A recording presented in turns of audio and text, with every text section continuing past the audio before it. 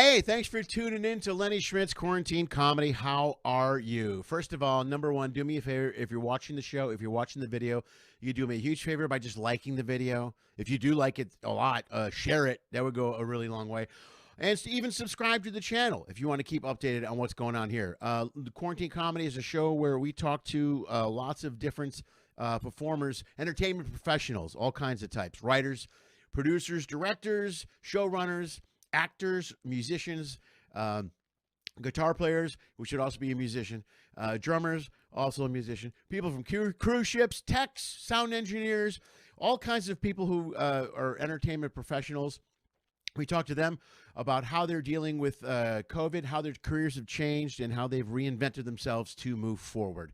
If you do or do not know this, 77% of all people working in entertainment industry, in the live entertainment industry, lost 100% of their income. That is a true fact. You can Google it, look it up. I wouldn't make that up.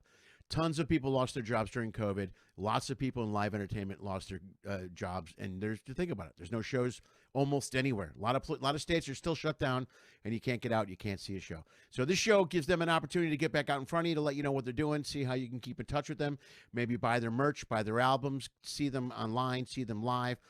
It also gives you an opportunity to stay in touch with some of the people that you've enjoyed over the years. If you enjoy the show, do me a favor, support it as much as you can. Like I said, you could like the show, you could share it, you should subscribe. Here's the deal. Besides this show, I produce four different live streaming shows on the internet. They are all free. If you enjoy them, please watch them. We don't have any sponsors. If you want to sponsor, support, or donate to the show, you can do that. Bam, right there. There's a couple of options for you financially if you want to throw some cash. Here's how it works. As I said, 3 of the 4 shows I do are free. They don't cost you nothing. I know COVID sucks for everyone, so you can watch the show for free and get all kinds of free entertainment online. Be my guest, do so. If you watch the show and you enjoy it and you feel like you want to support it and you do want to pay for the 30-minute or 60-minute show that you watched, feel free to do so at any one of those options. You can go to my website, LennySchmidt.com/ifyoucan. There's a credit card and a PayPal button there. You can go to Venmo at LennySchmidtComedy. You can go to Cash App at $ Lenny Schmidt Comedy also.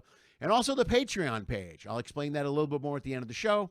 It's a way to support all the other shows that I'm producing online. If you can't afford it and you can't do it, that's cool. That's fine. I understand. COVID is tough on everybody. Then you know what? Just sit back, enjoy the show, and enjoy today's guest. And we're going to get started here in 3, 2...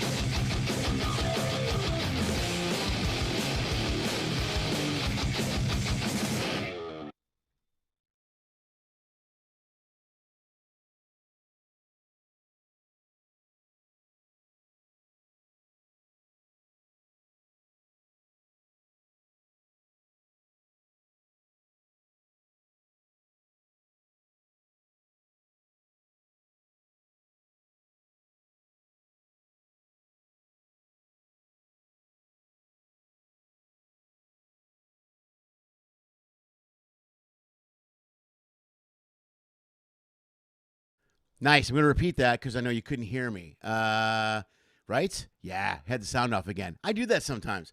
Here's the deal. I wasn't wearing this jersey till right before the show started, and I was reading the comments as they were coming in, and somebody made a comment. Ben.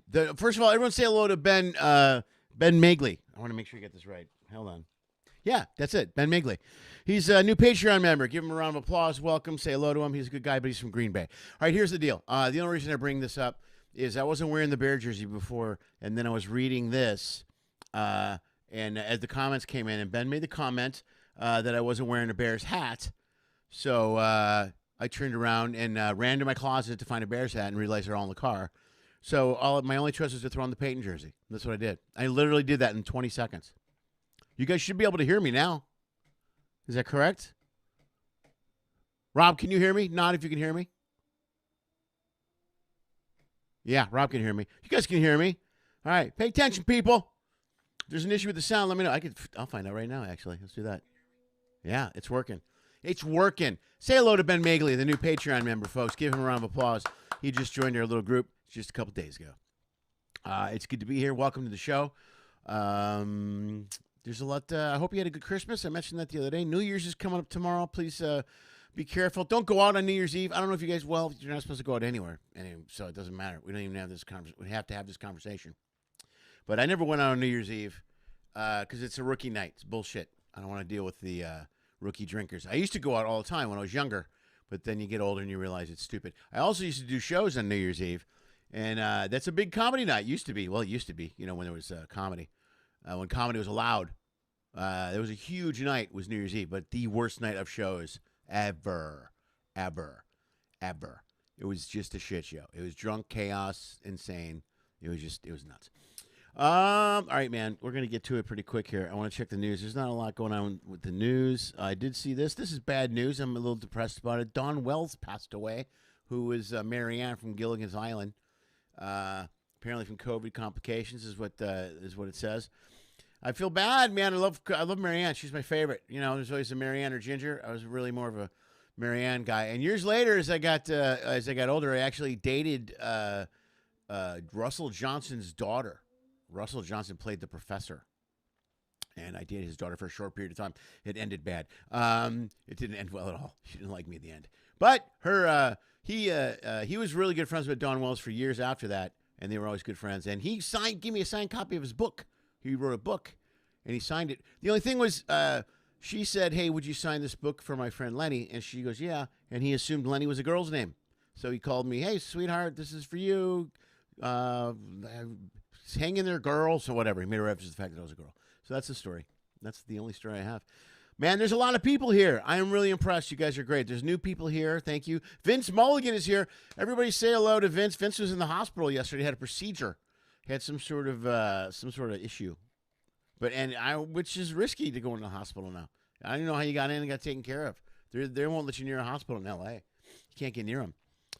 Who else is here? Mulligans are here. Robin Greenberg is here. Thank you very much. I'm glad you're here. Lori Solanco again before she goes to work. Again, as I mentioned, Ben Magley is here, the Packer fan. We'll tolerate him because he's a good guy. And there are lots of people here. So there you go.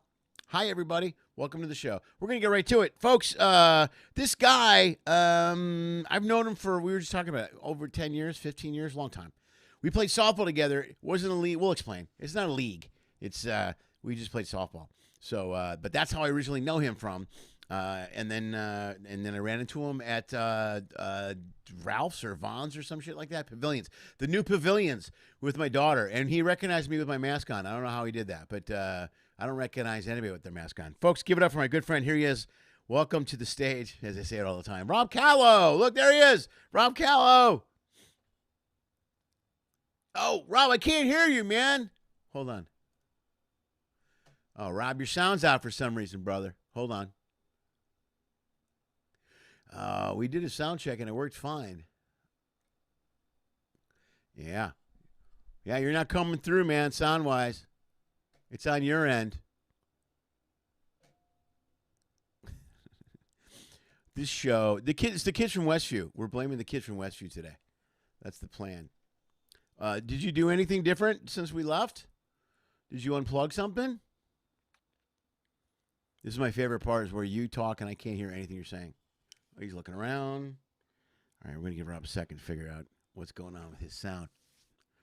How are the rest of you guys doing? Vince, hugs and prayers. Everybody let Vince know to take care of himself. Oh, he's trying another microphone. A lot of bouncing around. Wow, now he's jumping up. I wonder if it's a connection issue on my end. This is great. This is all apropos because the show went so well Saturday. And then I've had 2 issues this week, Monday and Wednesday. Test. I don't know. Were you using the microphone? Can you hear me? Yeah, you can hear me.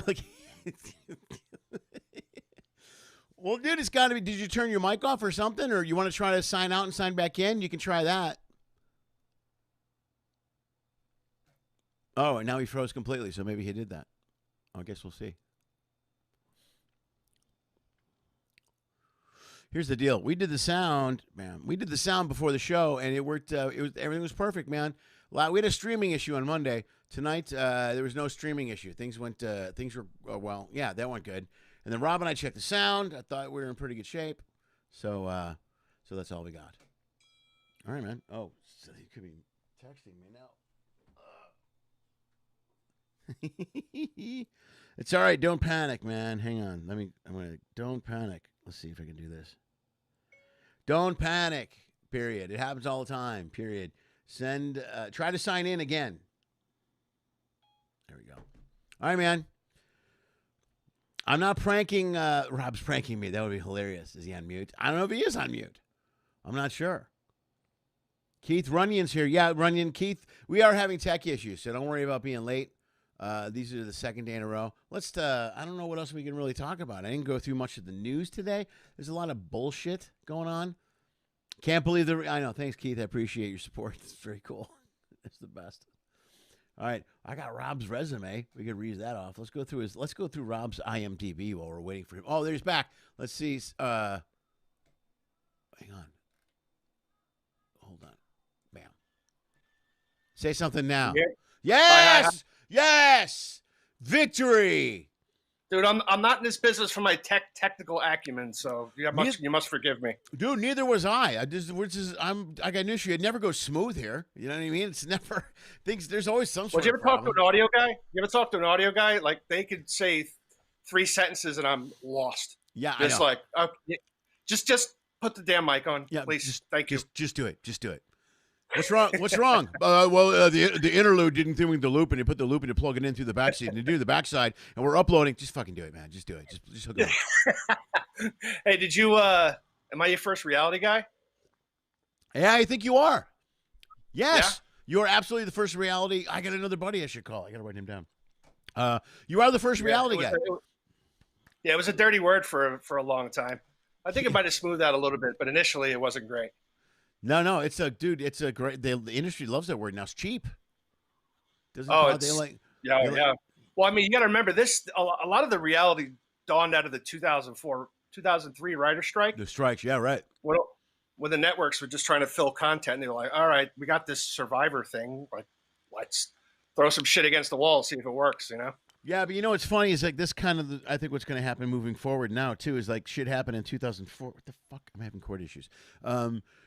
Shit happened in 2004, so the industry had to kind of reinvent what they were doing to put content out and put something out, and they go, oh, shit, look, this is cheaper than the other option, and this works, and blah, blah, blah.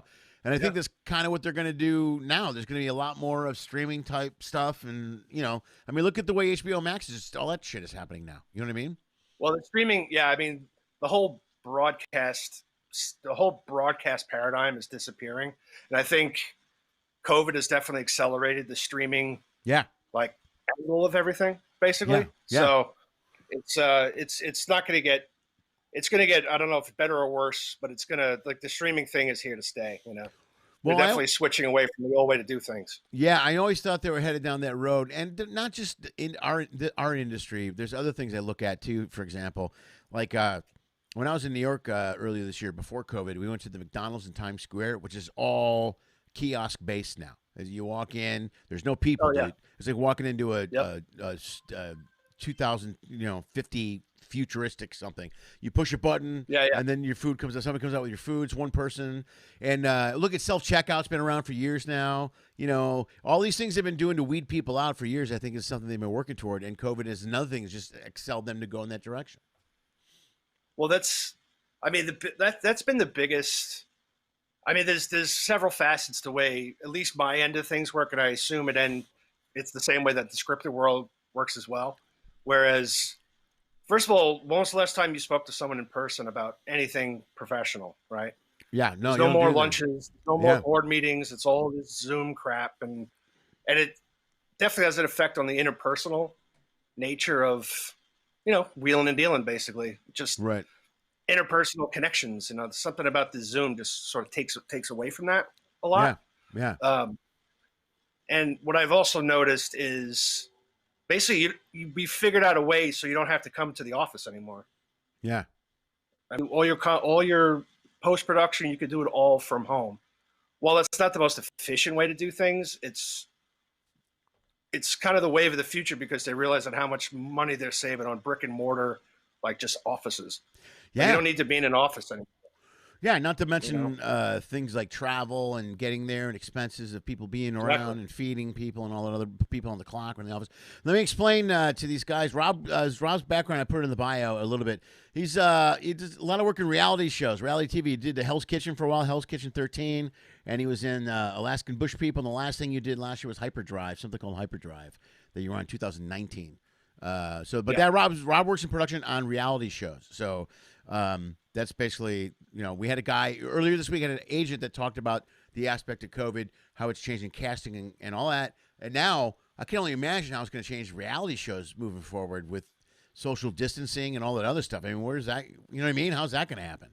Well, I made it a twofold thing because sort of the cheapness of reality that was attractive about reality TV is disappearing in a sense because with COVID protocols, you need an entire group of people that just to handle that, not to mention the testing itself. So you're just talking whatever the budget is, add 10%, like at least to that, just for the testing. Like none of that stuff shows up on camera. Obviously, it's just behind the scenes testing.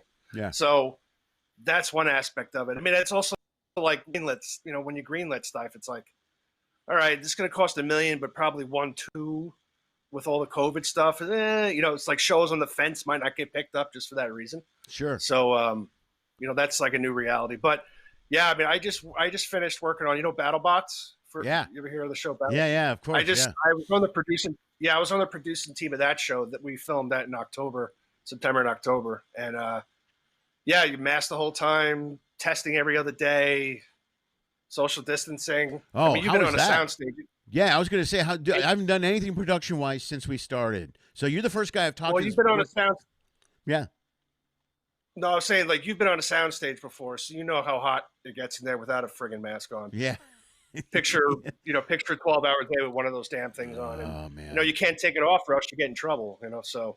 Right. It's, I mean, it was bearable, but it's not great. Or Tom Cruise will yell at you. One of those two things will happen. Oh, Jesus. I mean, listen, but he's got a point because. I got Tom's back. I actually agree with Tom Cruise to some level on that. He rented a freaking cruise ship at one point for them to be able to shoot part of this. He's pumped money into it. At this point, he's pumped a lot of money into it. So if they're making mistakes now, he's got to be like, hey, we're wrapping this up, man. Let's not screw it up. Well, you got to understand, too, it's like, even though he's Tom Cruise, the underwriters for the insurance will just they'll stop the production. Yeah. He's almost powerless. That's why he's so upset, because he's powerless. If they don't follow these protocols, he'll get shut down. And that is just, you can imagine the fortune spent on whatever was a Mission Impossible, I guess, whatever it was. Yeah. But yeah, so he was justified. And of course, the guy standing there can't talk back to Tom Cruise. So he's just sitting there repeating himself, I'm going to fire you. And then he would say something, I'm going to fucking fire you. And he just sat there and took it. Dude, what are you going to do? You can't be like, shut up, Tom. You can't be like, Tom, fuck off. You have actually no leg to stand on. And Tom can't, you're like you said, the hard thing about that is Tom Cruise, who has all the power in the world, has no power when something like this comes along that has changed everything. You know what I mean? This whole disease comes in and the government just steps in and goes, okay, shut everything down. So anybody with power can go, I'm Tom Cruise. And they're like, fuck you, Tom Cruise. Lock the door. You're done. And you know what I mean? I get it. So so I mean, it was two guys in a computer. A person calls the shots at all moments is out of control, So it must be tough for a guy like that. I guess, man. Who, Tom? I'd like to have Tom's problems. I'll be honest with you. I think this is rough. Yeah. I could deal with a few sleepless nights. Tom Cruise, I think I could even handle. You're shut down. Fuck it. I'll go home. You know what I mean? I'll go home. I'll go sit in my house. I literally don't have to work. 25 generations of my family doesn't have to work. Not even I'll go home. I'll go to one of my homes. You know what I mean? He's got to have what, 4 or 5? Doesn't he? Is he one of those guys who's got a couple of them? Yeah, I'll take a jet to my house, and it's in Santa Barbara. So what do you think about that? I'll figure it out. I just guess I have to figure it out in the hot tubs. Hot tubs plural. In the hot tubs. But I can imagine what it was like. I mean, I always think about you guys because I still know a few stand-ups, and man, I mean, you guys must have been just as I mean, maybe worse than us to some degree, right? I mean, Well, comics must have been. we're not working, so Yeah. isn't that great? It's been what was it, 9 months now? I'm supposed to go to Colorado Springs in a couple weeks. I'm debating about that. So I don't know. I'm booked to Colorado Springs in 2 weeks. So, but and like I said, I was on cruise ships. I was on a cruise ship every week, bro, when this happened. Right. So, well, that's the thing. I just really started up again in September, and the only reason why I started up again, I was filming the new season, Alaskan Bush People, up there in rural Washington. Yeah. And I think that's the reason why they got green lit, because we're in the middle of nowhere.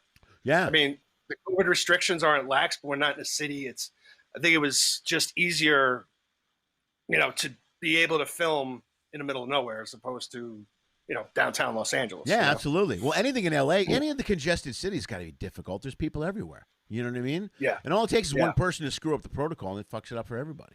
Well, I'm friends with the executive in charge of production on Battlebots, and he gave me the whole skinny on what would happen if someone tested positive. They'd have to shut down. It would be awful.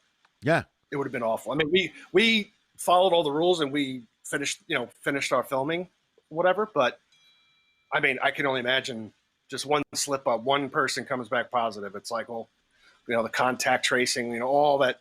I could just imagine the red tape and the headache involved with that. Yeah, and they're still trying to figure out how to handle all that the right way. You know what I mean? And it changes every day. Yeah.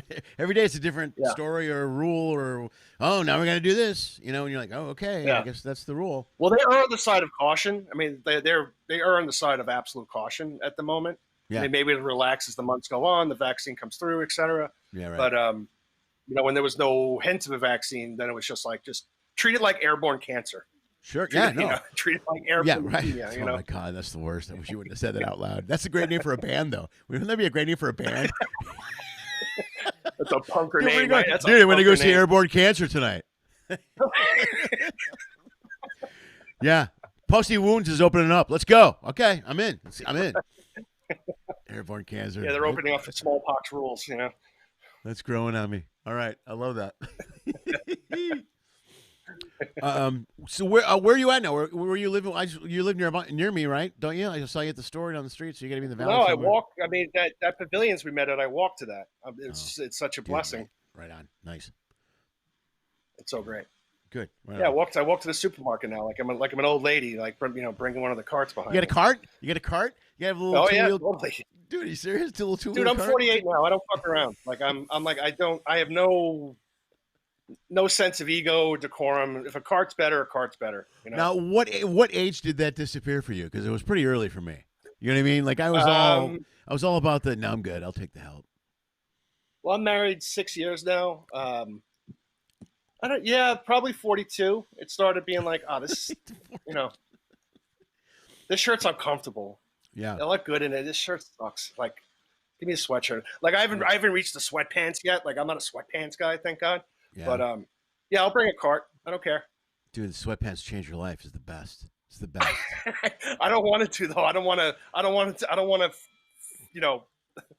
Like I don't want to feel that comfort. Here's what I do. Every few days I throw on a pair of like jeans or regular pants just so I know what it's like. I know. Oh my God, I'm getting fat. I got to cut back on the cheeseburgers or something. Yeah. You know what I mean? Otherwise, if I sweatpants, I purposely am uncomfortable so that I can go. All right, tomorrow. I got to watch what I eat. Right. It's just every couple of days. Otherwise, if it's sweatpants every day, it would not be pretty. Yeah. Try wearing Carhartts. It's like burlap with a button. It's just it's so unforgiving. What is it? Carhartt? Like Carhartts. The brand Carhartts, like like workman's pants. Oh right. Okay. Oh right. Yeah. I wear these. Well, from all the Alaska stuff I did, I kind of became a Carhartt lover. So. Oh, right on. All right. I wear like cargo pants now that have a bunch of different pockets of shit in them. You know what I mean? Which is cool. But I also embraced, as I got older, I embraced the socks with sandals thing. Are you at that route yet? Have you done that? Oh fuck no. Dude, how old are you? I'm 56. All right, okay. Yeah. Yeah, I'm 48. That's too young for that. Yeah, you'll get there. Once you get over 50, you start to reconsider wardrobe and everything. You're like, you don't care. Especially if you're married. Dude, I'm divorced. If you're married, you're like, fine, what do I care? You know what I mean? You're like wearing a robe. I live across from Ralph's. I walk to Ralph's in my robe. I don't give a shit. You know what I mean? In LA. Oh, so you're one of those guys You're one of those guys who walks his dog in his pajamas. Yeah. You're one Oh of those. yeah. Hell yeah. I'd be that guy. Socks and sandals. Don't care. You know what I mean? Just See, waving to people people. like you disgust me. When I see you walking, I'm like, oh, that guy has no pride. Yeah. He's just a ugh. Yeah. Well, you'll get there. You'll get there. Pisses my daughters off though. They give me a lot of shit. Oh, But okay, I noticed gotcha. that, dude, I got an issue. I started cutting back on shit when we were playing softball because there were points where there were some games. Rob and I played in softball. It wasn't a league. It was like a pickup game that we played every Sunday for years. And we literally played every Sunday. And I got to the point in softball where I told people, I am not sliding. You just need to be aware that I am not sliding. So if I'm coming in and you're coaching third, you better know that I am not. And I'll come in. I've gotten tagged out a couple times. They're like, why didn't you slide? I go, I fucking told you I'm not sliding. Yeah. Because I saw so many guys blow knees out in that game. How many guys do we have that get hurt really bad? Blake did it twice. We lost two from memory for sure. Like, absolutely. See, I'm with you on the sliding rule. I adopted that about 3 years ago because I slid into second base, but my heel, as opposed to how your foot's supposed to go over the base, my foot hit the base of the base, and I messed my back up. Oh, yeah, dude, that'll do. It's like a shock thing to your whole spine. Well, I stopped short. I mean, I stopped short on the base. Yeah. When I was 32, I could get away with that, but 45, not so much. So I'm with you. I don't slide. Just sliding is so optional. Like, I don't even care. It's so optional. Plus, I was never really a good slider either. It wasn't like I lost anything. I wasn't a speed guy. Like you had wheels. You do the pop slide? I literally like belly flopped on the base is what I would do. I would run up and I'd dive head first and just, and there was no motion afterwards. It was just this weird, uncomfortable belly flop on the base. That's how it starts. Yeah, that's how it starts. Yeah, and I would belly flop the base in my stomach. It was very painful. Well, my introduction to that league was weird because I was used to playing like tournament softball. Just so the audience knows, I was a ringer on that team. Yeah, he was. Rob was really good. Rob was one of the guys that was really good, and I was not. Oh, you were. Oh, stop. I was all right. Dude, there was some real. I could hit the there ball. Was some sad sacks out there. There was some what? There was some sad sacks out there playing. Oh, we had a few guys that were really bad. Yeah, we had a few guys that were not good. I mean, when I heard comedy writers, I'm like, oh, really? Are you even sure you're right-handed? Like, what's going on? Like, how would you throw that ball? Well, we had a couple guys that played. There were a few guys that played minor league. Well, Brody Stevens played with us for a few years. Yeah. You know what I mean? And he was good. And that kid Kieran, did you ever meet Kieran? Yeah, oh yeah. Dude, this kid Kieran. He was me 10 years later. He was me 10 years later. He was like 24.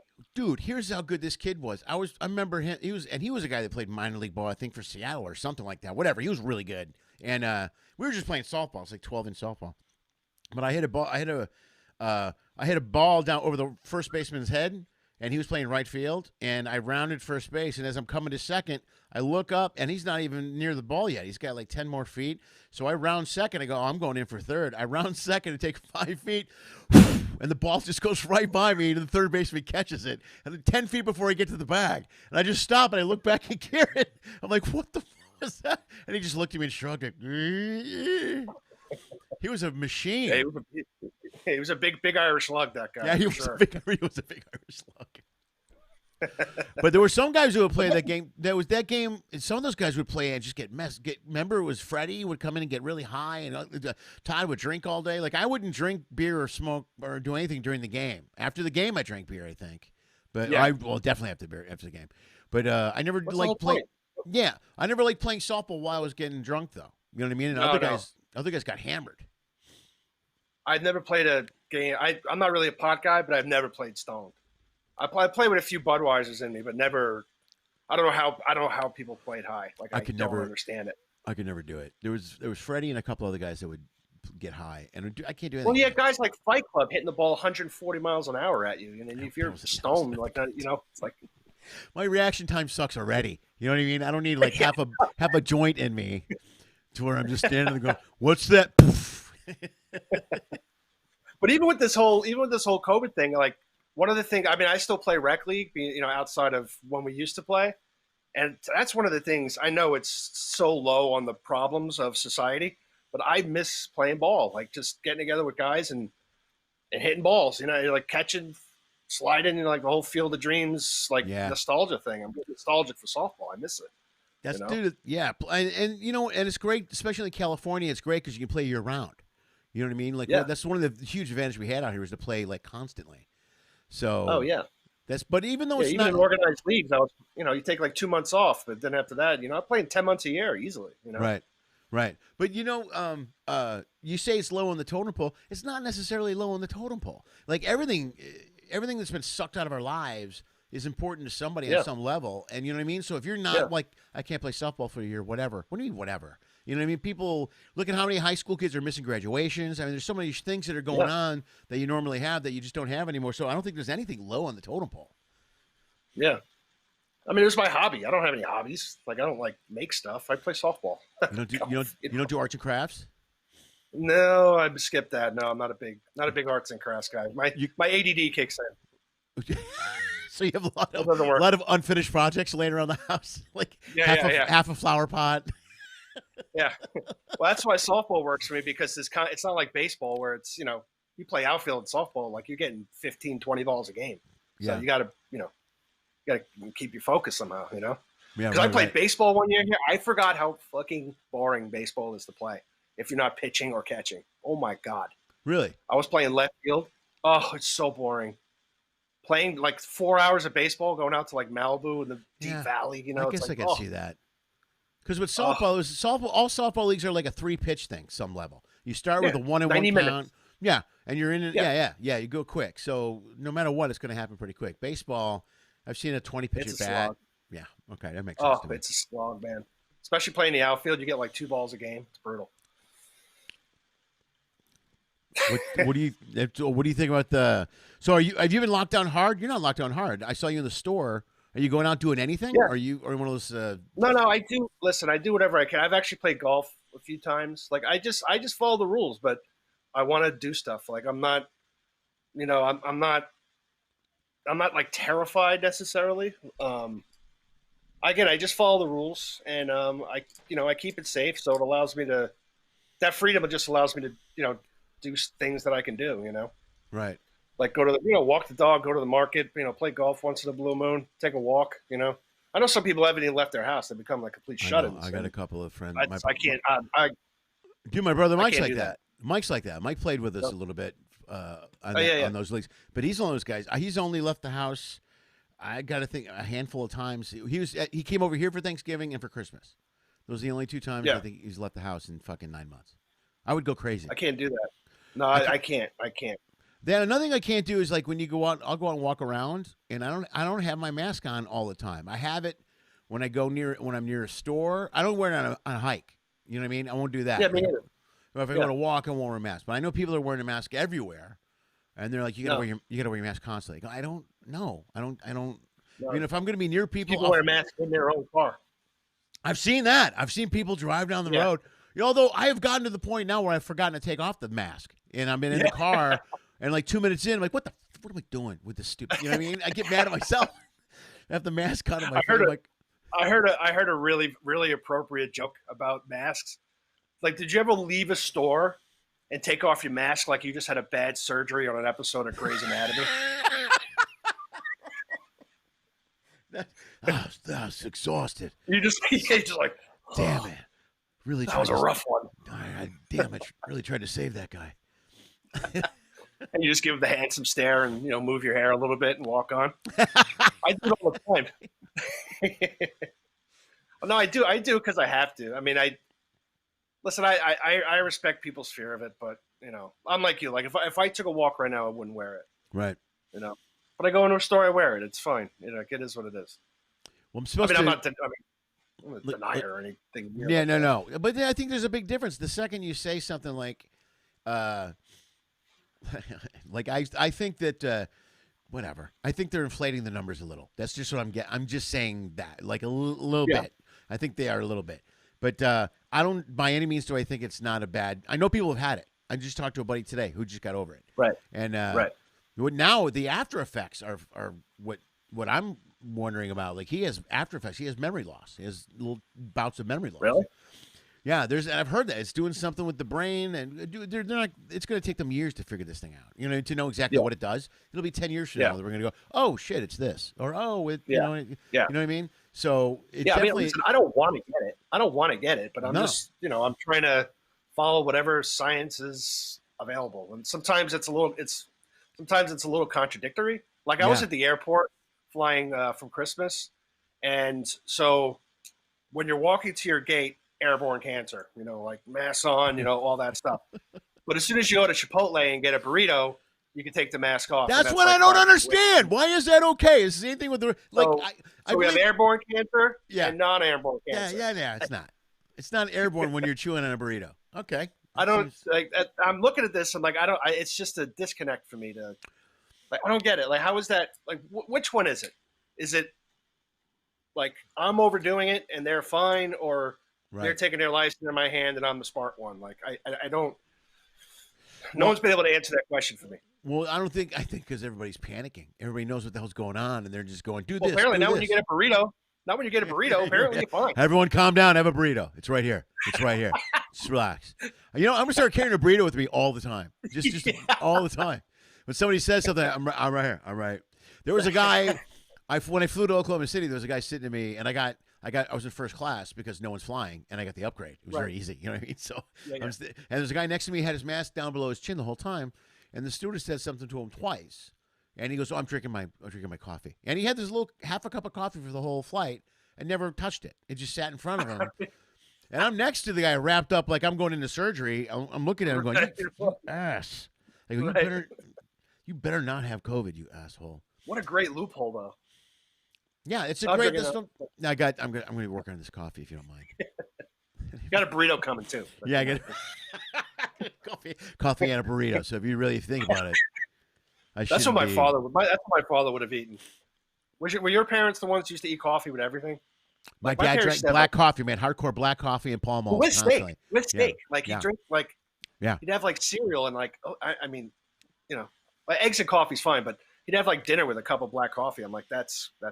Well, he used to hide his whiskey in the coffee. That was my dad's move because he would get coffee and then he'd Irish it up always. His coffee was always Irish, so.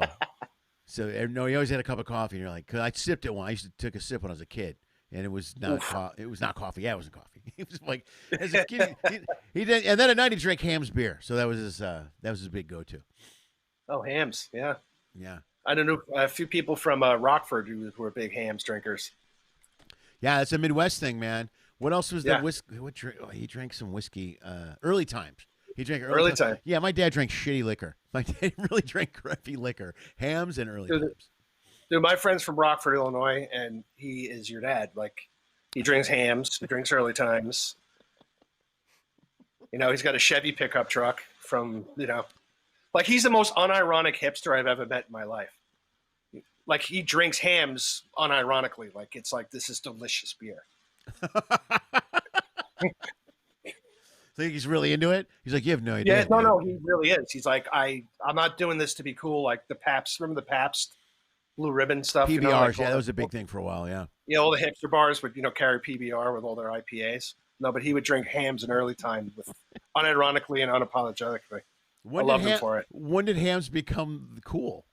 Was Hams ever on the cool? Hams ever became cool. I'm sure there's pockets in Chicago hipsterdom where Hams is like PBR, I think.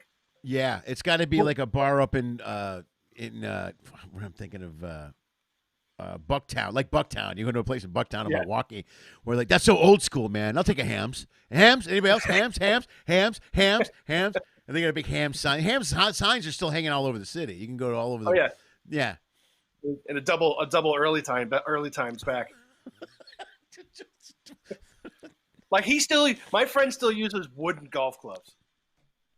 Dude, that's old school. That's hardcore. Can you even? He hits a ton, but I'm like, dude, a little carbon fiber and some titanium, man. You can add 70 yards to that drive. It's like, no, I like wood.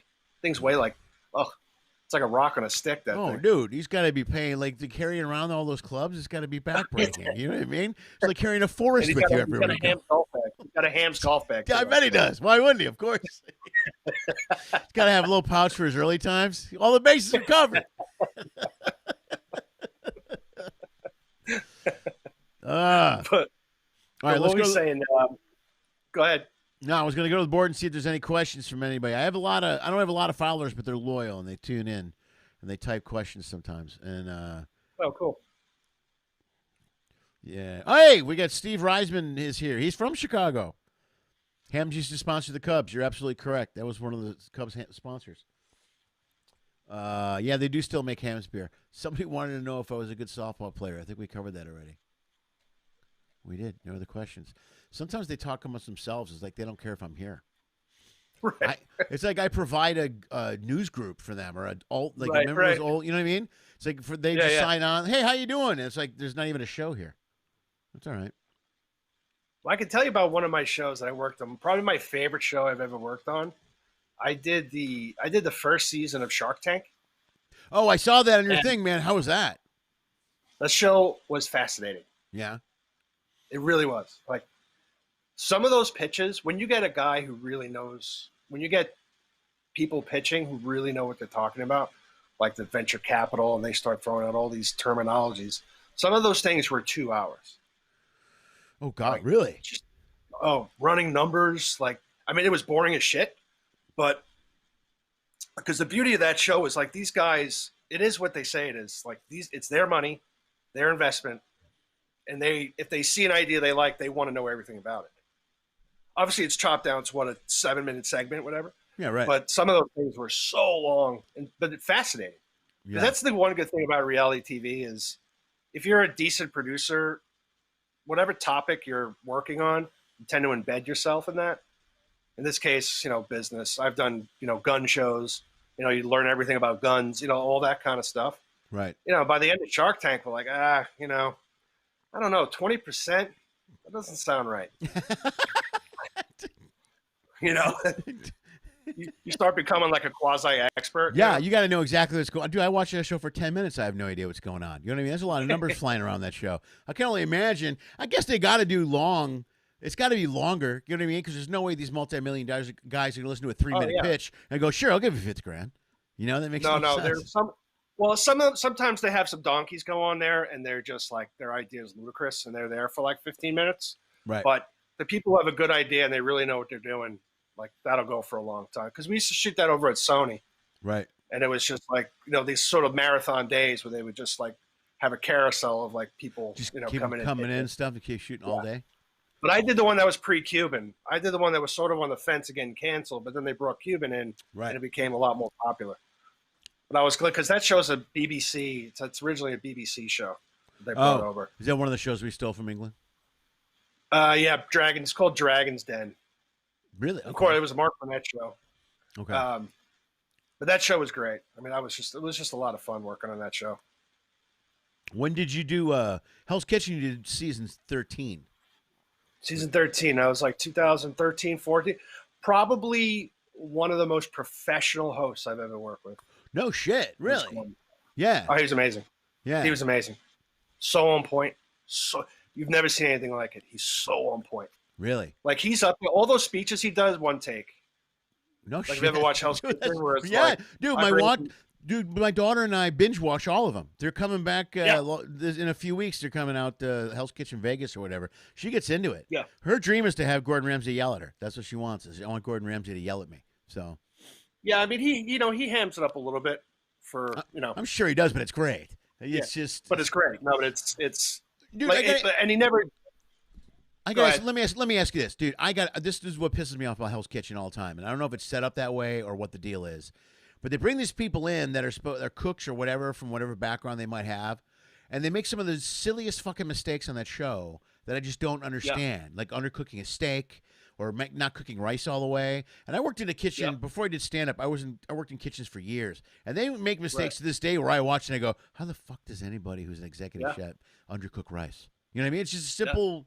Did that really happen? Did they really make those mistakes? Yeah, no. They fuck it up. Like they undercook the the scallops. Scallops are the big ones for some reason. Like those, they're easy those to go overcook. South in a hurry. Dude, you can overcook a scallop like that. So but all those guys. But he's he's just super nice guy. Look, he'll come in after a shooting. He's like, hey guys, how are you? He's just such a pro. Yeah, such a pro. But then I've worked with some. Because here's the problem in reality TV is on camera, the people who are really magnetic on camera, especially like the docu-follow stuff, like the Bravo kind of stuff. Right. Like they're fantastic on camera, but a lot of times off camera, they carry that psychotic personality. There's something about famous reality people that's probably way worse than any scripted star. Oh, I think it's deep. Yeah. They recognize it's fleeting, I think. Yeah. You know? Yeah. And, because you guys will always be reading. I agree with you 100%. Every time I see these celebrities that move on after the show, like so-and-so from Survivor, you know what I mean? They're trying to hang on to whatever career they built off of Survivor. Yeah. And, I mean, they're basically popular because they were just obnoxious on a show. It's not like years of studying acting or writing or a career or building anything. You basically auditioned, got in, and suddenly I can only imagine what that's like to come from nowhere and then suddenly everybody in the country knows who you are. You know what I mean? Yeah. Because it's interesting a lot to see the progression of them, especially if you work with people in multiple seasons. You see them like grow. I mean, listen, deep down they're performers, right? Right. And the more reps they get, the better they get at it, and they know what to do. Like it's great when the cameras are rolling, but it's when the cameras stop that you're like, oh fuck, all right, what now? The constant drama, like some sort of, turn it down, please. The cameras aren't rolling. There's no reason. Go get a bagel. And somehow they're less fireable than scripted people. Because I always hear scripted guys talk, and it's like if you have a bad table read or you're just a pain in the ass, like they'll just fucking fire you, sure, and replace you with somebody else. There's a million actors out there that could do that role. I think, right? That is exactly right. You're absolutely right. That's why I was always surprised when I hear about actors that are difficult, and I would be like, well, why would you put up with that shit? Just, some of my best friends, I know some guys that are really good actors in my acting class. There's like 3 guys. There's this guy, Steve, who's a phenomenal actor. You know what I mean? And that's the problem. I think there's a lot of great actors that can step into any role and take it over. Yeah. Sometimes they put up with shit from people where I'm surprised. Like Andy Dick survived a long time, but I think that what happens is they become a character, and it's not the character they play; it's the character they are off screen. So let's Andy Dick is a great example of that. You know what I mean? Right. Andy Dick, the crazy character on screen, is really the character that Andy Dick was off screen. So he was completely insane constantly, but you couldn't hire someone to be Andy Dick. You could hire someone to play that role, but he wouldn't be Andy Dick. Andy Dick made that role his own, and that's when you own it, and that's what they can't get rid of you. Yeah, and that's why reality stars. I was going to say. I mean, that sounds like every big reality star that I know. It's just you can't get rid of them. Like you can't replace certain people because a lot of times it's a family. Right. So we need to recast a brother. Like you can't. Oh God, that's right. I didn't even think about that. Yeah. It's like a soap opera. You're like bringing a new guy. Today, the role of Junior will be played by Willie Randolph from. Didn't you have a patch on last year? Like, what the hell? Different brother. I mean, sometimes they get phased out. Yeah, and they just don't focus on them much, right? But but for the most, I mean, you can't recast them. Listen, the only way you can get really fired from a reality show or not, the worst thing to do is domestic abuse. Like you can't do that. Right. Ever. Like even if you went to jail for whatever, like if you have any of that in your past, like that's to all the people out there who have that on their record. Don't try and get on reality shows because they won't take you. Right. Because I did a boxing show in Boston, and like half of these trainers were either used to work for Whitey Bulger, or or had some domestic stuff in their background. We're like, oh God, we're gonna lose these shit. Yeah, we can't have you guys anywhere near this production. This is keeping right off. I can't even be talking to you right now. Get out of here. That's why sometimes it's more fun just to do straight competition shows because there's no real producing in there in the sense of talking to cast about what to say and all that stuff because you really can't do that. And because anytime there's money on the line, it's you can't. You have to let the cards fall as they fall. Right. Instead, you can't set much stuff up or whatever. Is that right? No, you can't. I mean, you can set up the competitions and all that, but the rules of the competition they take over. and there's no, Yeah, because otherwise you're getting into a what do you call it? The game show thing, the scam from the 60s. Well, it's the standards of practice. Standards of practice. Yeah. Well, technically, all competition reality is technically a game show. Like, I think it falls under the umbrella of a game show. Right. Right. Right. Because you got to remember, like, I worked with the original director. I did this building show with the original director of Real World. Oh wow! And that was ground floor, right? That was like the beginning of all of it, right? They had no idea what they were doing. They're like, okay, we got this idea. Like, how do we do this? Right. And that was in the days when it was like a true documentary.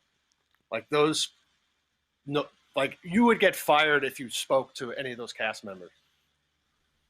Oh, really? Because yeah. Like you couldn't be like, oh, how was your day today? Like if you're these are all just things that I've heard, but yeah, like it was. They so were that was that, just like, so there weren't no setting anything up. That was hard. You're right. Like you said, documentary. They just tape it, cut it, and show it. Yep. No, that was just like hours upon hours and hours and hours of footage that was cut together, like unproduced to the extent. The only thing that was produced is like the house they lived in, or eventually whatever job they got. But those early seasons. Those early seasons were a real social experiment. Right. Yeah. They really were. Right. And then they took the industry and bastardized it. And they made it into this setup family. Man. Well, here's the thing, though. People who go on reality shows now are so savvy to it. Because you got to remember, a lot of these shows came out pre-internet. Yep. So if you're on like a fake out show or something like that, like now you could just find out about it somehow. But back then, the only time you had the internet was at home, really. When you think about it, Yeah. Your shitty gateway got crappy internet, and that's the only way you can know like things, when you had to get home and sign on to AOL. I remember rushing home to sign on. Exactly. Check your email. Everyone had flip phones and all that stuff. So right. But there was a lot of crazy. Remember the Swan? Yes, I remember that. I mean, shows like that sort of went away, thankfully. Yeah. Because that was giving reality like a really bad name, just carving up people's faces to look like Lenny Schmidt. Well, once people started figuring out what they were doing, they started going once everybody started to understand the game. Like a good example of that I always think of is William Hung. When I used to watch Idol, I used to like to watch American Idol early on because I used to love to watch people sing who thought they could sing who couldn't. And then, and they would have to explain to him, "You're not good at all." And they're, "What do you mean I'm not good?" And I love that. I'm like, "I can't believe you don't know. Everyone knows." But then after William Hung, suddenly guys were doing it on purpose. And then when you see the production, you're like, "Oh, he knows what he's doing. There's no way this guy is." You know what I mean? And you start to find out. And then if you know people behind the scenes, even more so, like, "Oh, I know that guy. I've seen him do karaoke. He doesn't sing that bad," or whatever. Right. Once people are in on the joke, they started doing it on purpose, but they did it so they could get on the show and then get on TV. Right. I mean, look at the money William Hung made for, whatever he did. He released an album. You know what I mean? I know. That's bananas. Yeah, I know. No, but it's true though. It's true though. Some people want their 15 minutes, When they say, and similar to the first version of Last Comic Standing, Dat Fan won that. Who I know Dat, and I knew him, and he was a friend of mine back then.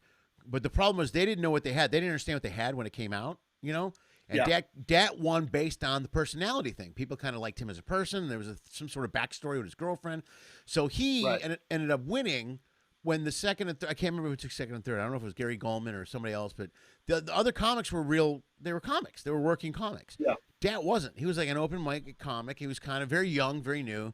And then he won, and he not only did he go on tour, but he didn't have enough material when he went on tour. And then he had trouble. Here's where it got bad is, like, in this scenario, especially with comedy, he made a name for himself. Everybody knew who he was, wanted to go see him, but he didn't have the experience to back it up when he went out on the road or went to shoot a movie. And it hurt him. You know what I mean? It really he slowly disappeared because he couldn't back up what happened. So then they restructured Last Comic Standing and to where they almost cast it. Then the lineups were kind of set up, so they knew who they were going to be going in. Even in the auditions, there was no. There were guys I knew that got in, yay, and then they got a call going, "You're not going. You didn't get in." Right. Because they cast. And once management gets involved too. They did because that's the early seasons of that was house reality too. Right. They were all living in the house. That was their first. Yeah. That's how they fell in love with Dad, because Dad had some sort of Yeah. emotional thing on camera, and they caught it, Right. and then the country was enthralled with, oh, he's so sweet. You know what I mean? When the show wasn't really about who was sweet, it was supposed to be about being a good comic. But he won the popularity constant. Right. So, but then they figured it out and they reformatted it a little bit after that. Well, I saw. God, who is the comic? It escapes me. You know, he talks like this. He's a Canadian. He's a Canadian guy. It's like, what is your name, sir? He does a lot of crowd work. Oh man. Not Ian Bagg, is it? Ian Bagg, yeah. Okay, Ian's a Canadian guy. Yeah, very funny. Very funny, dude. He's got one of the funniest lines I've ever heard in my life. What? He was dating a girl. Well, listen what he did to me. He's dating. Go ahead. The joke is he's dating this girl. He's dating this girl that's younger than him or something, and some guy says, "What are you doing? What are you doing here?" And he looks at, "I came to see your friend. Gonna put my fingers in her." I think it's basically that's the joke. That's the line. That's fucking hilarious. Well, see, this is why when I don't sit in the front row in clubs, because so I was supporting he was hosting an open mic. I was supporting a friend of mine from doing an open mic. Right. So he was the MC, right? So I was sitting. I had my girlfriend at the time. She's pretty good looking, and Ian's like, "Oh, what an attractive couple," like doing all that stuff. And he's like, "When did you guys meet?" And I made the stupid mistake of saying Memorial Day. Okay. He's like, "Wow, that was really specific." And then every time he came back on stage, he had a new holiday that he was abusing me for. Oh, did he really? Oh, that's the best. He's so funny. It was just callbacks to me. For every comic was a callback to me. It was just like, what's the matter? St. Patrick's Day not good enough for it? Whatever he was saying. It's just like, oh, God damn it. Why did I say that? No, it just slipped out. It was Memorial Day. It's like, I wasn't even trying to be funny or cute. I was like, I happened to meet her on Memorial Day. No, you're being honest. And then he's like, oh, sweet. I got to run her for the whole night now. Just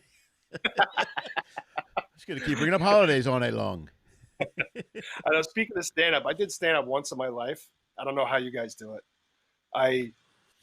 It was an impromptu It's all I can do. It's all I got, man. It's all I can do. Dude, it was an impromptu roast of a friend of mine, and I thought I had hours of material on this guy. Turns out I didn't. And yeah. So it was like 10 minutes of complete silence, which is such a horrible feeling. That's the worst, man. It's just as painful to watch it as it is for you to perform it. But why does it still haunt me though? Should I let go? Do I have to? Should I let go somehow? Yeah, you either let it go, or you know what? That could be your inner self telling you to do it again. Oh no. That's how I went the other way. That's how, okay. Because you always go one of two ways. When you go up and it goes horribly wrong, and you go, I'm never doing that again. Or you go, fuck that, I'm going to fix this. And that's what happened to me. The latter. You go. I took the exit ramp. A lot of people can fail. Well, I always say, let the pros do it. Well, yeah, let's just let the pros handle it. Yeah, it takes you about 15 years to figure out exactly what you're doing up on the stage live. You know what my friend said? Well, my friend who was emceeing it, he said in support, he's like, hey, give it up for Rob Callow. It's like, I know, Rob, comedy's not made for everybody. I'm like, oh, he wasn't being mean. It was just like, it's not as easy as it looks, huh? Yeah, so, just shrugging it off. Yeah. Yeah, everybody thinks you're like, I can do that. You're like, no. I always get people that talk to me. I ran into a girl. She's very sweet. We were at an open mic, or we're at a show, like a book show. Springbok is the place. You know where Springbok is? It's over. Yeah, I know Springbok. Okay, they back before the world ended, they used to do comedy twice a week, and I used to go there. And it's a great room to do time. But I met this girl. She was very funny. We were talking after the show. I go, you're really funny. She goes, I wanted to do cruise ships. I'm like, oh, I can maybe help you out there. I go, I always ask the same questions when somebody says they want to work cruise ships. I go, how much material do you have? And she goes, I got tons of material. I got tons of hours of material, whatever. I'm okay. All right. How long have you been doing stand-up? She goes, I'm doing stand-up like 2 years. And I go, you don't have tons of material. You just don't. Everybody thinks they have tons of material. Right. And even 2 months is too much. And that's just for working. Ships are a whole different animal. You got to have 3 hours of clean, at least an hour of clean stuff. And it's comics. You don't understand. I didn't understand. 2 years in, I'm like, oh, I'm going to kill at this. And then years I look back at it now and go, I was an idiot. I had no idea what I was talking about back then. And you just don't. You could write. Well, it's like comedy landscape has changed too. I mean, in a sense, agree with me or not, but like it feels like the old days when guys used to run the same 20 minutes for 15, 20 years. Right. You know, get laughs at it. Just the way you guys are just pumping out material, like, you know, the bigger guys want to do a special a year. I mean, right? I mean, for the most part, or something, or a year and a half, whatever it is. And that's well, a the lot. guys like Bill Burr and Rogan, they do they do 1 year and then the special, and then they come back a year later with another special, and they drop stuff. Then they go on to new material. I read a book called Comic Insights by Franklin and Giant. Everybody's got a different way they handle their format and the way they handle their writing. Yeah. Some like Jerry Seinfeld's a big believer in don't throw away anything. He's like, keep it all, because you never know when you're gonna need some of it. And then Burr will do a special and they won't repeat any of the jokes from that special ever again. He'll move on to different stuff, right? Which always blows me away. I'm a guy that keeps everything because then I bring it back for different instances and rewrite it, and move it around and bump it around. But there used to be a format years ago that taught people to get a good 15, 20 minutes, or even 10 minutes, get a character, get a point of view, and then do that all the time, all over town. And that's how you got developed for a development deal, and that's how you got your sitcom, and that's how you got, and that was the old school thought process in the mid 80s and the 90s. And that's changed. It's all different now, guys. Now it's a lot more stream of consciousness and a lot more. First of all, our comics are opinion based, you know, which is different. You know, I don't do a lot of opinions in my act. Mine is mostly, you know, my life and kids and growing up and divorced and shit like that. Yeah. But I still not only to turn material over, but I have to update it because shit moves so fast now. Technology changes. You know, TikTok, Facebook, Twitter. These things are, you know, they're in and then they're out. And if you don't stay caught up and stay relevant, you're going to get left behind. Yeah. Yeah. Oh God. But it's a lot of work. So you're constantly writing. And that's the hardest thing, too, is now, it's like I mention this all the time, none of us are performing. So you can't, the only way you know it's working is if you're performing, you know? So now you're just writing shit down and storing it and trying to get it all together. And then when I go back out, you sneak, it's like starting over again. It's going to be weird. I don't know, you know, I don't know. And that's why I'm going to use a big base of the stuff I was doing before and then weed in the newer stuff and then just go from there. So. Oh, my God. I heard this guy. I wish I could remember his name. He did this whole bit about how everyone thinks they're a stand-up and they start doing COVID jokes. Yeah. You know, oh my God, it's here's the thing I worry about is if I do watch stand-up, like I'm gonna almost cringe when I hear a COVID joke. It's almost like a 9/11 joke. It better be the best fucking thing I've ever heard in my life. Right. Or else I don't want to hear it. Right. Like I don't want to hear about your, you know, doing Zooms. You know, like it's got to be. If you're gonna do all that stuff, it's gotta be good. Dude, I'm a big believer in not doing that stuff. You know what I mean? I'm a big believer in we don't want that. So there's two thought processes. There's one is you got to talk about the elephant in the room and what's going on in the world, and you got to be relevant and talk to people about what the world's like. And the other part is sometimes people just want to get away from the world, and people want to just escape and just want to forget about stuff. And that's where I go. I'm like, I don't want to do any of that. Are you getting a fax right now? What's going on over there? No. What the hell is that? What's going on in your house in 1970s technology? My online poker game has Are you playing poker while you're talking to me? That's the best. No. Wait, hold on. Yeah, Lenny, whatever. Hold on, Lenny, dude. I got to go all in. Hold on, man. Hold on. Yeah, shit. I'm sorry, dude. I know we ran. How do I turn it? Where are you playing your online poker? Where are you doing your online poker at? I do it Poker Stars, and then my friend started like 8 months ago. It's been such a refreshing, awesome thing where it's like, you know, I get to see all my buds on Zoom and just, you know, play poker. You know, it's dude, great. Someone just sent me a link. It's got something to do with the Moose Lodge or something, or the Burbank something, but a buddy of mine got me it's a private link and all that whole deal, and I signed up. I didn't send the money in yet. And it's the same deal. You just play poker. Dude, just call. Fucking do it. Call. I know. I'm sorry. I want to mute this thing. I don't know how to mute it, though. No, leave it on. I kind of like the fact. Every time I hear that beep, I'm going to think you're losing money. I just folded aces because of you, Lenny. Thanks a lot, asshole. You know what? Fucking learn to fucking multitask. If you're a poker player, do your shit. All right. I'm literally paying. I'm literally like swiping and talking right now. Do it. Because I can't figure out how to turn this damn thing off. Somebody had a question. Brenda just had a question. I lost it. Oh, here we go. Brenda Runyon, one of my Patreon Patreon members, wants to know if you've ever had someone you just couldn't stand working with. Oh my God. Where do I begin? I know. So sorry. I didn't mean to set. I should have led with that. By the way. No, it's fine. It's just, I mean, again, it's like a personality thing. Whereas, like honestly, like producing a show, like if I interview for a job, it's like getting cast. You know what I mean? Like I'm not going to work on a Bravo show. I just don't fit that mold. You know what I mean? I have worked on Bravo shows many years ago, but at my level now, like I would never do a Bravo show. I just don't fit their model of like what a producer is, because like The Bachelor and all that. Like I just would never do a show like that. Right. And you almost get cast. You get cast not only for your chops as a producer, but also your personal. Like I do like guns in Alaska. That's my kind of. I do. I got the beard, I got the big, I got the shoulders, So sure. Playing if I walk poker into the online, set of The Bachelor, I'm going to start scaring everybody, Yeah, you wouldn't fit in it over there at the what dress am I wearing today show? Like Cake Wars. I'm just like, oh my God, look at Frosty. That's delish. Is that pink or is that strawberry? I'm not. But that believe it or not, that genre is actually surprisingly finicky though when you get cast. Like I've interviewed for so many food shows that it's like, do you have any knowledge of food? I was like, well, I got enough. I mean, I'll learn. What else do what do I need to know that's so integral to this show beyond just making the plate look pretty and I know what braised means. So like, well, what else do you need? Right. Do I have to make a souffle, or do you want me to eat? Because I can eat. Do I actually have to make it, or can I just watch the guy make it? I can watch it and eat it. I'm good at that. But I'm gonna break it. But no, to answer the question, yeah, of course. I mean, personalities just clash, and it's I've gotten into arguments with other producers, cameramen, audio, like you name it. Because I mean, for being on set, if you're on a toxic set, there's nothing worse. I don't care how much you're getting paid. Yeah, there's nothing worse than like if you're on a test where I've been on crews where everyone hates the show.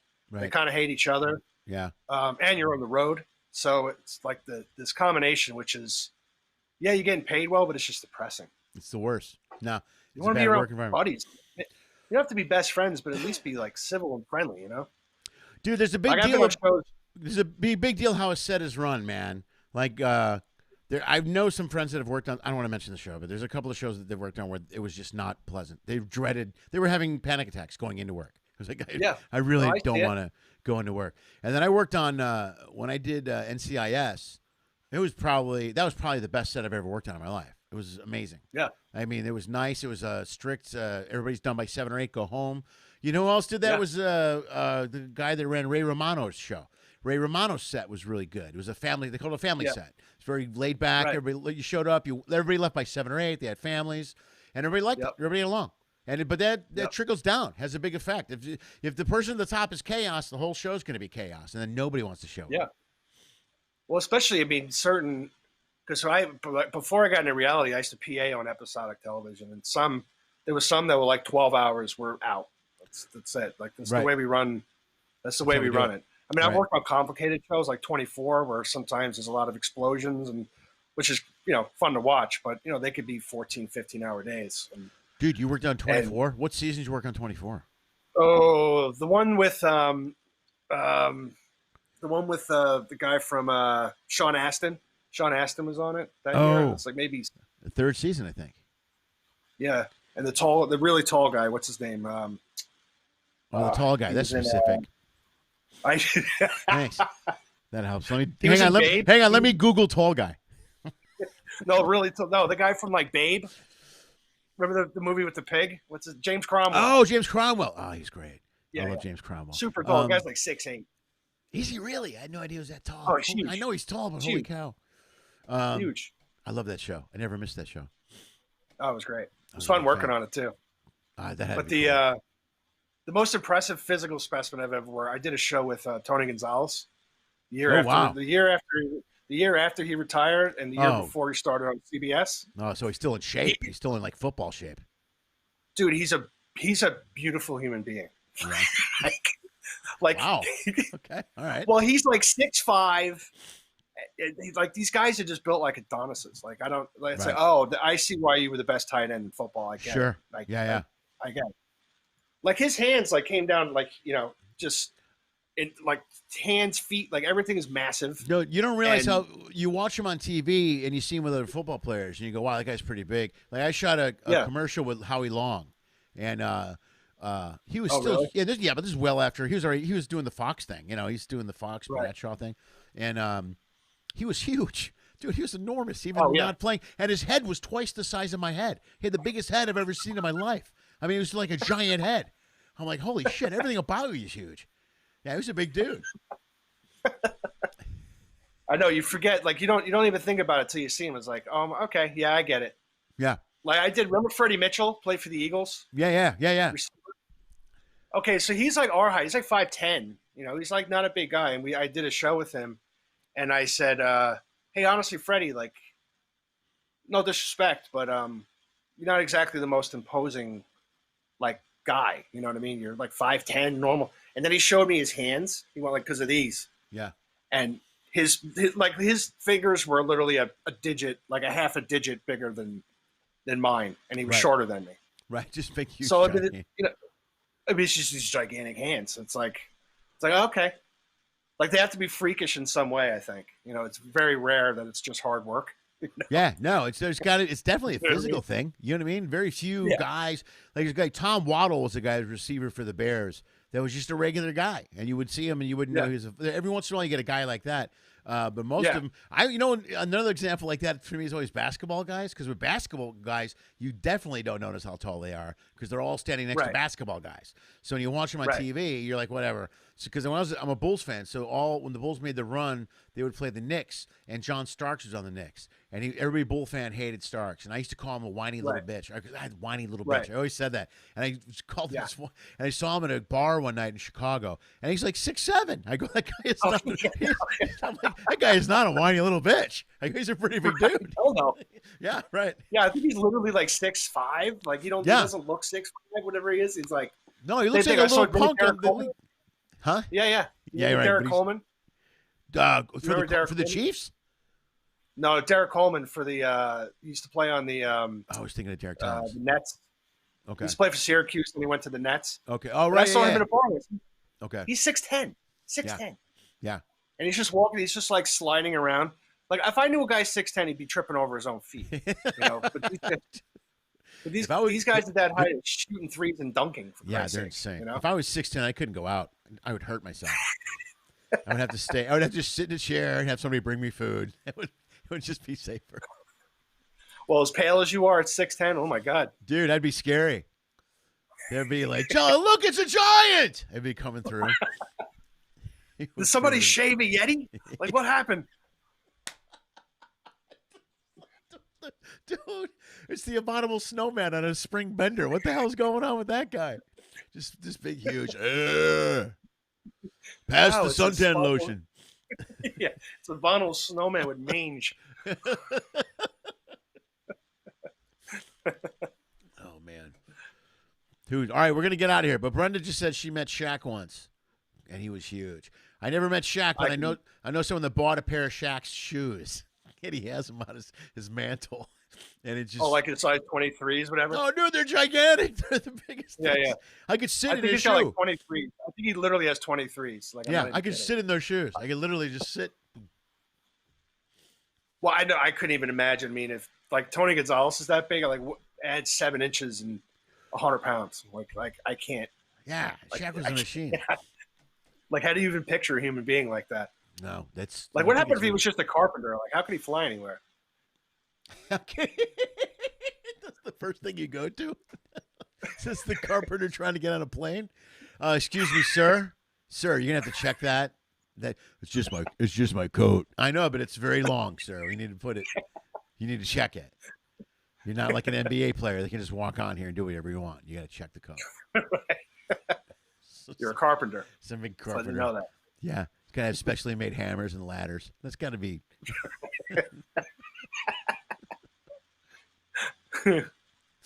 All right, man. We got to go. This is 7:15. Dude, this is great. Thank you very much. Thanks for being on the show. It's good to run into you. I'm glad I ran into you, man. It was awesome. Lenny Schmidt, I'm glad I recognized those German eyes through. Dude, thank you. Dude, I appreciate that. Dude, if the world ever opens up again, let's go get some brewskis or something, man. Let's get together and have a beer. You know what I mean? As Keep long in touch. as they're hams. Huh? As long as they're ham. I'll get. I will order hams and have it shipped in just because of that. Now I will get it. I'll get it. I'll get some hams and I'll call you. I swear to God, I'll get some cold hams. I will share a hams with you, sir. I'll come over and we'll socially distance the hams. We'll do that. All right, man. You're the man. Guys, give Rob Callow a round of applause, everybody. Thank you so much. Thank Rob for being here. All right, buddy, take it easy. There we go. Hey, that was Rob Callow. All right, guys, you were great. Large hands, large feet. Oh, I knew where you're going with that, Keith Runyon. Thank you very much. Oh, and you covered it up very well. Look at you. Classy. Guys, thanks for being here, man. I appreciate it. You guys are awesome. That's it. We are down till next week. Let's see if I can find out who's here next week off the top of Happy New Year. Next year will be January. It'll be 2021. Everything will change. COVID will be gone. And we'll be able to go back out and talk to people and do stuff, and I'm sure the ships will sail, and everyone's going to be happy, and we got good things going on. So there we go. Folks, next week is going to be a great week. I'm very excited, actually, about next week, and you should be as well. I'll explain to you why. First of all, on Monday, Mark Sweeney will be here, stand-up comic extraordinaire from St. Louis, who has been hiding in the St. Louis area since COVID started and letting his hair grow. I'm looking forward to seeing him because he looks very scary. He's a very funny man. I've worked with him many, many, many times. And on Wednesday, I'm very excited, and you guys will, because many of you have been asking me to bring back Michelle Balin will be here from New York.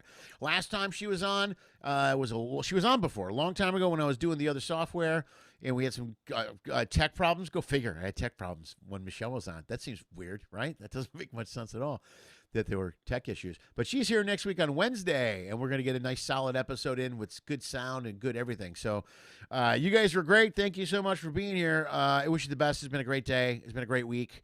Thanks for the whole if you enjoyed the show, like the video. Very important. Please, all of you, like the video.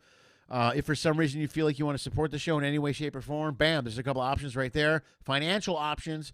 No sponsors. All my stuff online, most of my stuff online is pay if you want. Here's the deal. You watch it, and if you like it, great. If you like it and you want to pay, even greater. There's the options right there. Numerous options for as little as $1. Or you can go to LennySchmidtComedy/if you can. All the options are on that webpage. Thank you guys very much. You're the best. Take care of yourselves. Be safe. Have a nice weekend. Have a happy New Year. Be careful. Don't go out and do anything crazy. Please follow the rules. There's no reason to be at a big crowd or party on New Year's Eve. Just keep it mellow. Keep it mellow. Keep it mellow. And as always, dream of Pinky. Lenny Schmidt Quarantine Comedy was created, produced, and is hosted by Lenny Schmidt. We live stream on YouTube at 6 p.m. Pacific every Monday, Wednesday, and Friday. Special episodes occasionally stream or are uploaded on Tuesday and Thursday.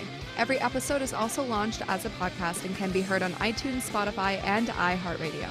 If you enjoyed the show, please like the video. If you really like it, share the video. If you really, really like it, please subscribe to the Lenny Schmidt Comedy channel on YouTube. You'll get updates on this and numerous other online comedy content that my dad produces. Check the info section below for detailed information on all of our guests. If you are a fan, you can follow and support them as well. Go to their page, like their content, buy their albums, purchase a shirt, any merch they may be selling. Anything you do will support performers, will literally help save the arts. In fact, if you want to support this show financially, just go to LennySchmidt.com/if you can, or Venmo at LennySchmidtComedy. If you donate as little as $1 or as much as $10,000, it will help pay for the stuff my dad keeps breaking. If you can't pay for the comedy content, that's okay. COVID sucks for all of us. Enjoy the free show. If you want to find a way to support what we do, just subscribe to Lenny Schmidt Comedy channel on YouTube. That really helps a lot. Thank you for listening to my dad's show, and as always, dream of Pinky. Sorry, Lily made me soup. She's a great daughter. I'm a great daughter. She's the best. Fabulous. She does look fabulous. You guys should see her. Do you want to see her really quick? Wait, can they see me? Wait, no, I want to sit down. Okay, sit down. Are they still watching? Yeah. Oh. Let's test my makeup. Oh, look how beautiful you are. The end of the show.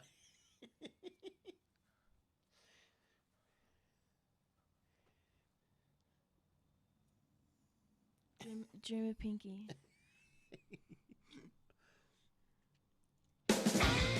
Lenny Schmidt